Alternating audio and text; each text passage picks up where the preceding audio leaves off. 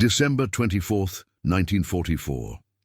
The Ardennes forest was a frozen hell, a landscape of snow-dusted pines and bitter wind. A young German sniper, his breath misting in the frigid air, sighted an American GI, isolated and vulnerable. One shot would end a life, a statistic in a brutal war. But in that moment, a silent decision, a flicker of shared humanity, would forge an unbreakable bond, stretching across decades and continents, culminating in an unexpected Christmas. To understand how this happened, we must go back to the grim reality of the Western Front in late 1944. The Battle of the Bulge, Hitler's last desperate offensive, had plunged the Ardennes into a maelstrom of snow, ice, and relentless combat. German forces, though initially achieving surprise, were facing a determined Allied counteroffensive. The weather was atrocious, with heavy snowfall and sub-zero temperatures, making visibility poor and movement treacherous. Soldiers on both sides were exhausted, often ill-equipped for the extreme cold, suffering from frostbite and trench foot, and pushed to their psychological limits by the constant threat of death. The front lines were fluid, often blurring into a chaotic no-man's land, and the fighting was frequently close quarters and unforgiving. Propaganda had long dehumanized the enemy, reducing them to faceless adversaries. Yet in the foxholes and frozen forests, individual men still grappled with their conscience amidst the chaos. This was a war of attrition, where survival often depended on a split-second decision, a keen eye, or a stroke of luck. The stakes were nothing less than the future of Europe, and every soldier, from the highest general to the lowest private, carried that immense burden of responsibility and fear. The Ardennes campaign was a brutal test of endurance, a desperate gamble that would ultimately decide the fate of millions. In a snow-covered ridge overlooking a narrow, winding path, Klaus Richter, a 20-year-old German sniper, lay perfectly still. His breath was shallow, controlled, his body a rigid extension of the frozen earth camouflaged by a white sheet draped over his uniform. His K98 rifle, a familiar weight in his gloved hands, was aimed down the path, its scope a cold, unblinking eye, patiently scanning the desolate landscape. For hours he had endured the biting wind, the gnawing cold that seeped into his bones, his patience a testament to his rigorous training and the grim necessity of his role. His unit, a battered infantry detachment, had been pushed back repeatedly over the past week, their supplies dwindling, their ammunition low, and their morale frayed by the relentless fighting and the crushing cold. He knew the Americans were probing their defenses, attempting to find weak points in the German lines, and his mission was simple: eliminate any threat, slow their advance, and protect his comrades. He was a small, yet crucial cog in a vast, destructive machine, his humanity often buried beneath layers of discipline, survival instinct, and the constant pressure to perform his deadly task. The path below was a natural choke point, a narrow passage through the dense forest, a perfect funnel for any enemy patrol attempting to move through the sector.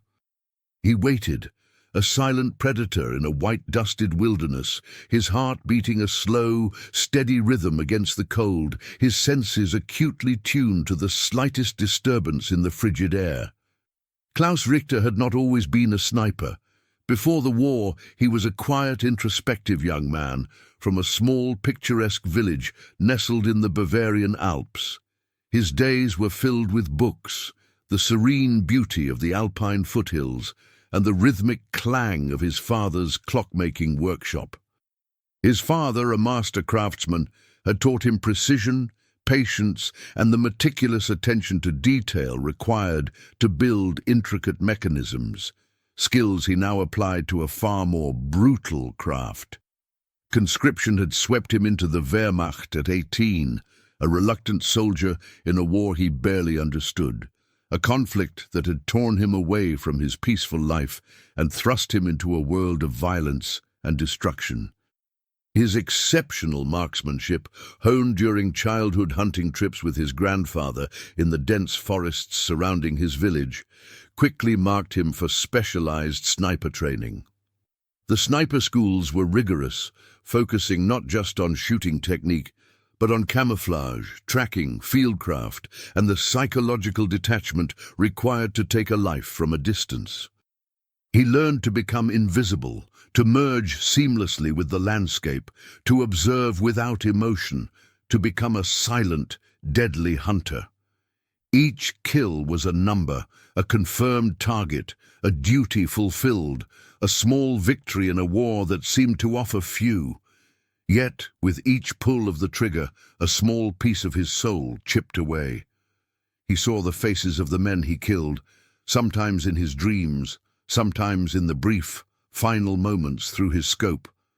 He carried the weight of those lives, a silent burden beneath his uniform, often questioning the purpose of it all, even as he continued to perform his grim task with chilling efficiency.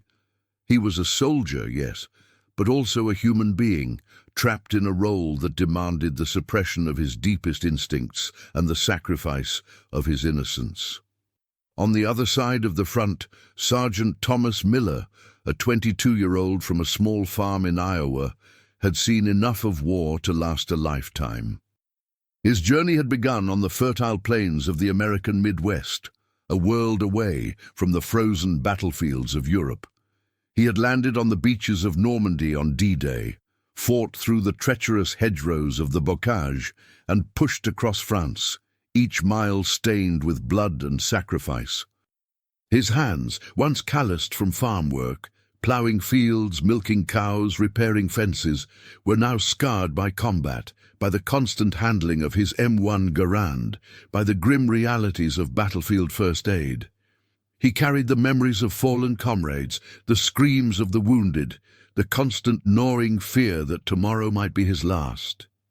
He fought for his country, for his family back home, for the simple hope of returning to a peaceful life, to the familiar rhythms of the farm. But the youthful idealism of early war had long faded, replaced by a grim determination to survive and protect the men under his command. He was a natural leader, a protector, often putting himself in harm's way to ensure others made it through the day. He had witnessed acts of incredible bravery and unspeakable cruelty, and through it all, he clung to a core belief in humanity, a quiet resilience that refused to be extinguished by the horrors surrounding him. He missed the smell of his mother's apple pie, the warmth of a summer day, the simple joy of a quiet evening spent fishing in the creek. These memories were his anchor, his reason to keep fighting, to keep moving forward, even when every fiber of his being screamed for rest, for an end to the endless cycle of violence. Their paths, seemingly destined for a violent collision, were now converging in this frozen forest. Klaus, the hunter, and Thomas, the unwitting prey. Both young men, both far from home, both caught in the merciless machinery of war. The cold, the hunger, the constant threat of death. These were the shared experiences that bound them, even as their uniforms declared them enemies. Klaus, hidden in the snow, watched Thomas approach, his rifle steady, his breath held.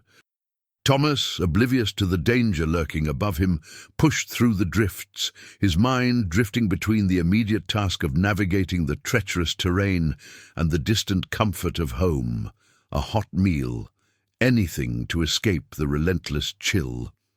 The stage was set for a moment that would defy the logic of war, a moment where the individual choice of one man would ripple through decades, forever altering the lives of two strangers.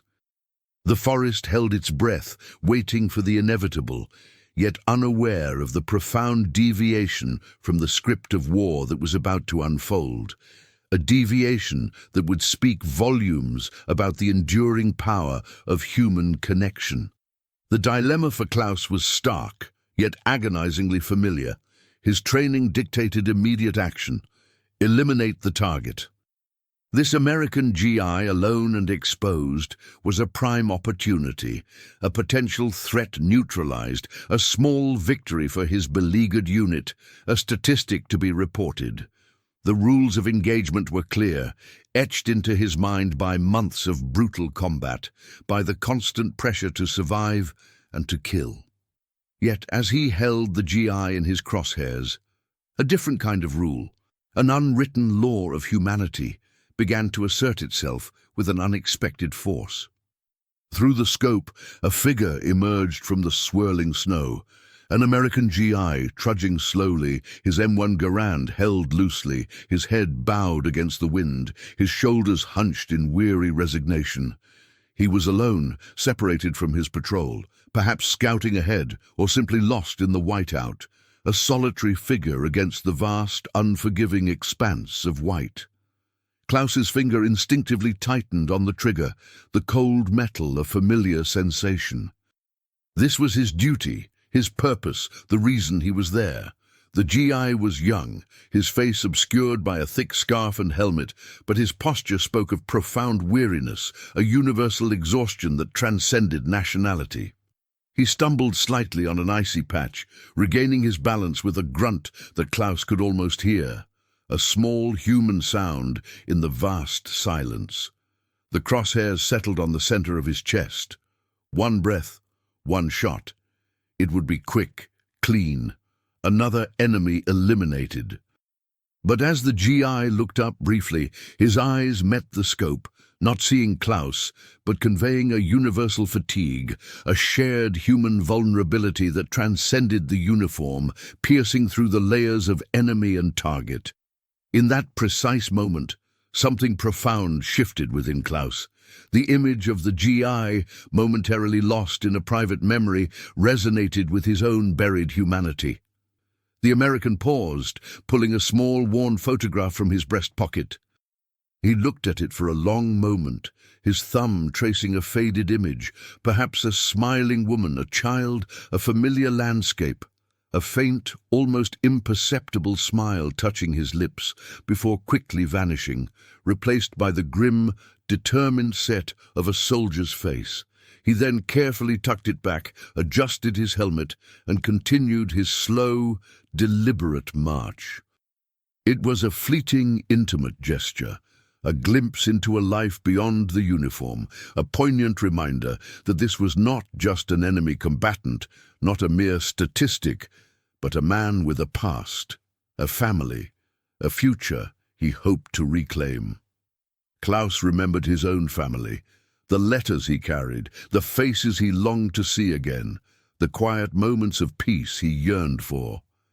The GI was not a faceless enemy, not a mere target.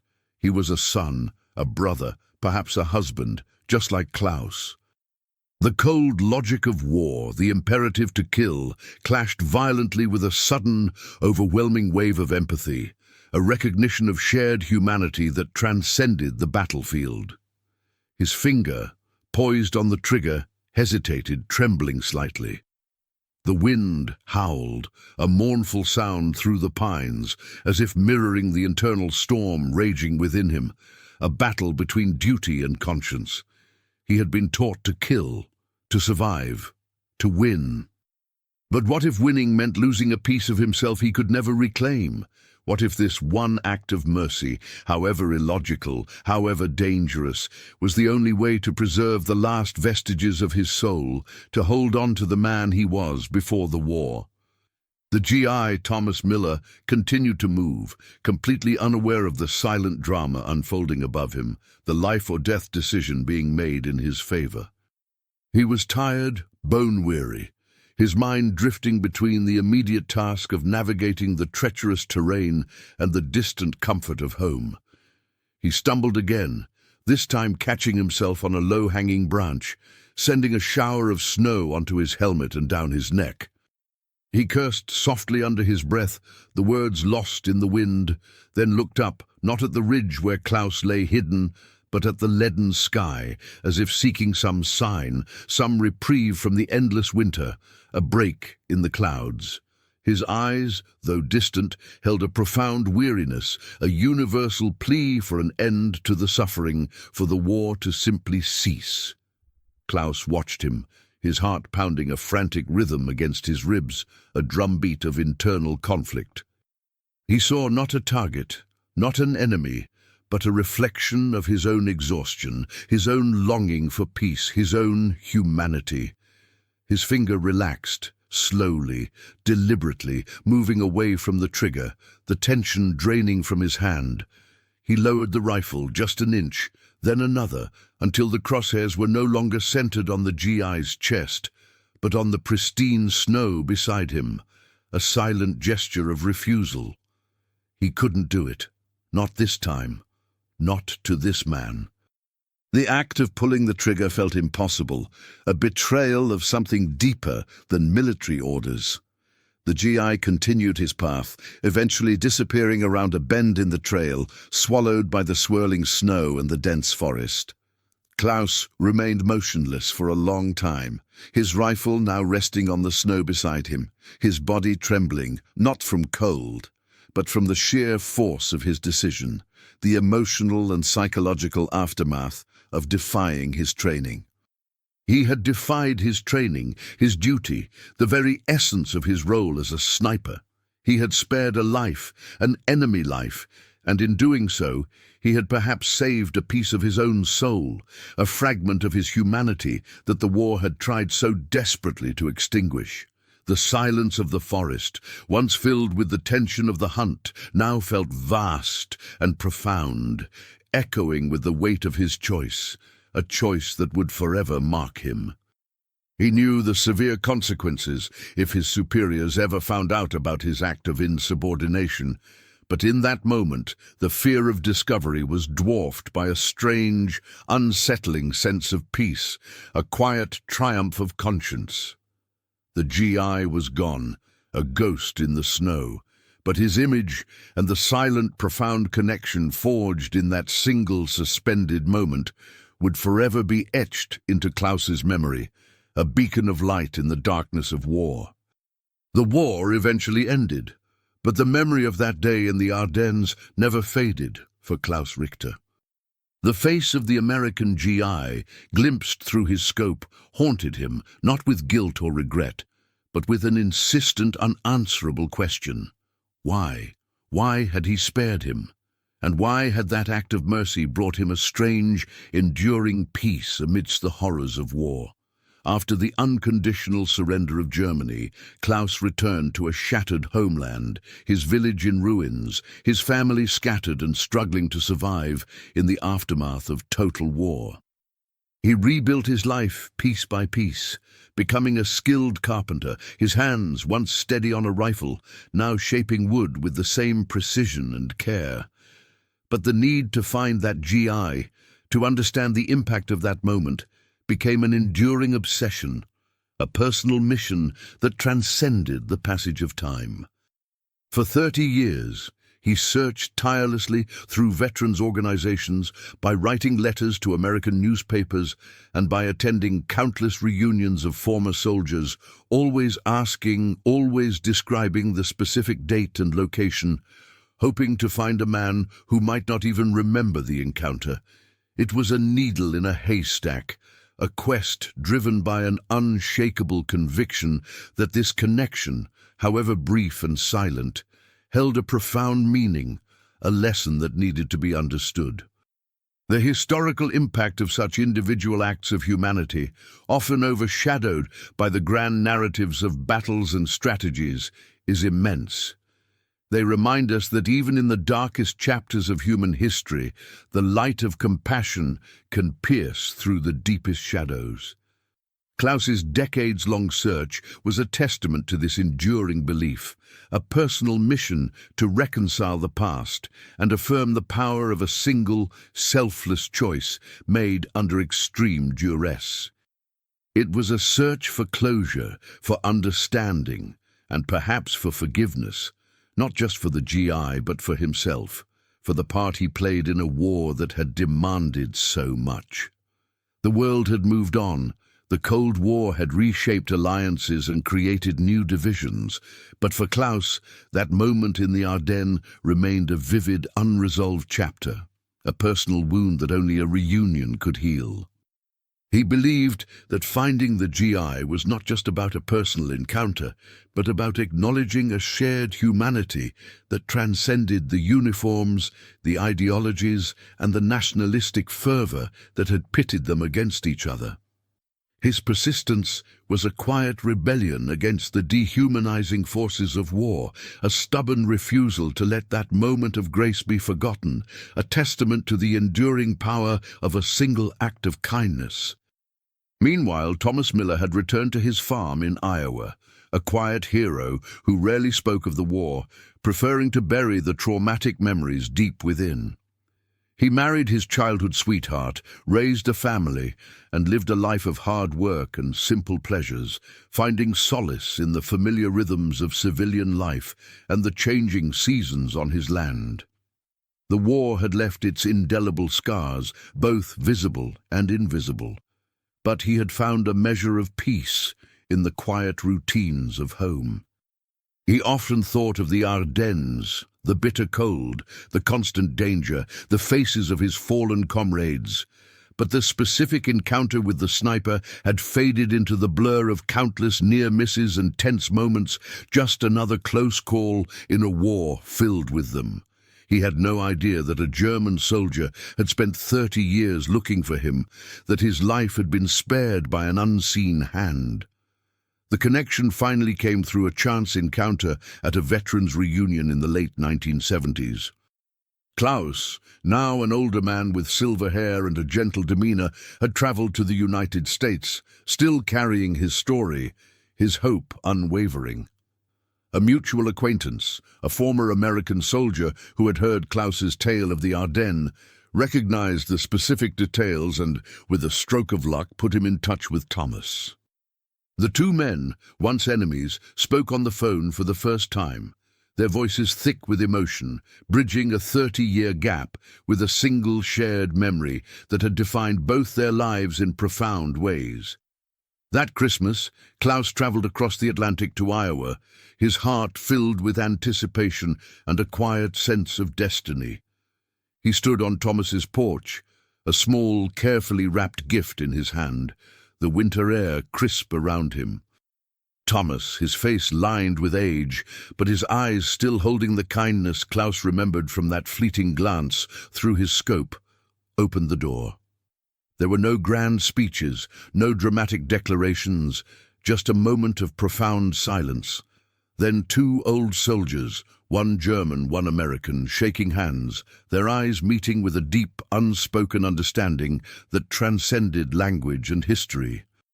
They shared Christmas dinner with Thomas's family, the warmth of the roaring fire in the hearth, a stark contrast to the frozen forest of their youth, the laughter of children filling the air, a sound they had both fought to preserve. The gift Klaus brought was a meticulously hand-carved wooden clock, a symbol of the time that had passed, the precision of a life that had found its purpose beyond the battlefield, and the enduring nature of their unexpected bond. It was a testament to the power of a single act of mercy, a moment when humanity triumphed over hatred, proving that even in the darkest of times, the spirit of forgiveness and reconciliation can illuminate the path to peace. This is the true legacy of that frozen Christmas Eve in the Ardennes.